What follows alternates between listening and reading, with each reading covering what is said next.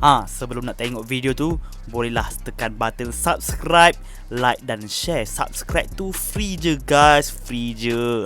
Korang tekan button subscribe tu dari merah ke kelabu. Kalau dah kelabu jangan tekan lagi, nanti jadi merah balik. Okey, tu je lah. Jom tengok video. Review kaju Atroman 80? Boleh, tapi sebelum tu kita kena kumpul semua kaju Atroman 80, barulah kita boleh review. Let's go! Kaju yang pertama yang kita akan review, garang juga rupa dia ni. Nama dia Giko Gila yang muncul di episod 2 Atroman 80. Mesti korang tak pernah tengok kan, sebab dia hanya muncul sekali saja di Atroman 80. Kalau siapa tak pernah tengok siri Atroman 80, memang tak akan nampak dia, sebab dia tak pernah muncul di siri Atroman yang lain. Aku juga kaiju ni sekali kena terrajang, bukan sekali, 3 kali kena terrajang dengan Atroman 80, barulah dia reba. Kaiju yang seterusnya, iaitu nama dia Ho. Dia muncul di episod 3 Atroman 80. Kuat juga kaiju ni, tapi aku suka dia buat kemunculan di siri Ultraman Mebius di episod 41. Korang kalau tak mengalihkan air mata, memang hati korang batu. Saiz kaiju ni kecil je, saiz 5.5 inci. Ni kalau aku bandingkan dengan 65 inci. Kaiju ni antara kaiju favorite aku. Dia muncul di episod 13. Nama dia Saramandora. Kaiju ni agak special sikit sebab dia bukan Sofubi biasa. Dia punya detail memang padu mantap dan terbaik gila. Kat belakang dia pun ada tag EX ni, sebab dia memang EX bukan Sofubi biasa. Ada 2 tag dia.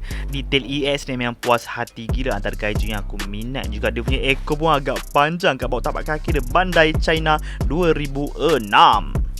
Kaiju yang seterusnya ni mesti ada yang kenal juga sebab dia pernah muncul di siri-siri Atroman yang baru.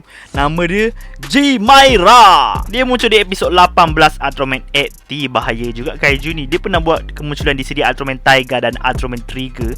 Kaiju ni agak vintage. Varian mainan dia pun agak banyak juga. Kat bawah tapak kaki dia Bandai China 1989. Lama gila. Kaiju yang seterusnya Gomora. Bukan kaiju Ultraman Hayata ke Gomora ni? Tapi dia pernah muncul juga di siri Ultraman 80, tapi version lain. Sofubi dia tak ada, jadi aku pakai je lah Gomora yang ni kan. Boleh kira halal lah kan. Kaiju yang seterusnya, orang tak panggil kaiju, orang panggil alien Baltan. Kalau tak sebut nama pun mesti korang tahu, sebab ni antara kaiju ataupun alien yang paling famous kat dalam siri Ultraman kan. Tapi ni version Ultraman 80. Kalau nak tahu beza siri Ultraman 80 punya alien Baltan, tengok lubang hidung dia. Bapak besar lubang hidung dia. Alien Baltan ni muncul di episod 37 dan 45. Waduh, episod dia muncul Kalau korang masih tak boleh bezakan alien Baltan yang Ultraman 80 dengan Ultraman Hayata, ni aku tunjukkan perbezaan dia.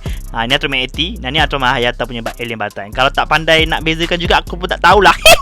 Kejap-kejap, belum habis lagi. Dia tinggal pula seekor ni, iaitu Red King. Ada juga buat kemunculan di episod 46 siri Ultraman 80. Pun nak muncul juga. Sibuk je.